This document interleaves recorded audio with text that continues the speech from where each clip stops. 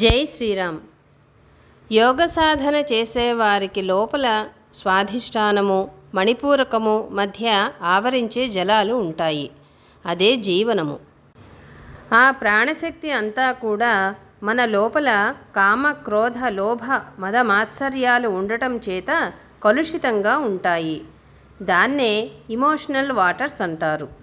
ఆ వాటర్స్ అన్నీ కూడా బాగా వేడెక్కించడం వల్ల డిస్టిల్ అయిపోయి చక్కని శరత్కాల మేఘాలు, అంటే అందులో నీళ్లుండవు కానీ మబ్బులు తెల్లగా అందంగా ఉంటాయి.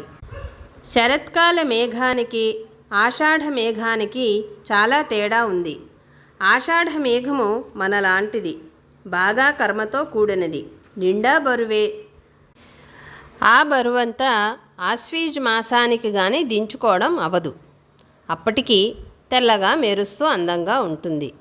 అట్లా మన శరీరంలో ఉన్న జలాలన్నీ కూడా పరిశుద్ధి కావాలి.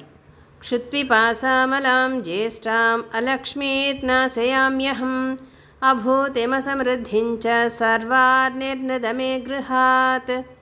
ఈ శరీరంలోంచి ఈ క్షుత్ పిపాస అనే మలినాలు ఏమున్నాయో అవి తీసేయమ్మా. అవి ఉన్నంతకాలము మంచి విభూతి ఉండదు, మంచి అనుభూతులు ఉండవు. అలా పడి ఉంటాము. అభూతులుంటాయన్నమాట. అసమృద్ధించ అంటే ఎప్పుడూ లేనివే గుర్తొస్తుంటాయి, ఉన్నవేవి గుర్తురావు. అది లేదే ఇది లేదే అని ఏడవటం ఉంటుంది. లేనిదానికి ఏడుస్తుండటం, ఉన్నదాన్ని అనుభవించలేకపోవడం అసమృద్ధి.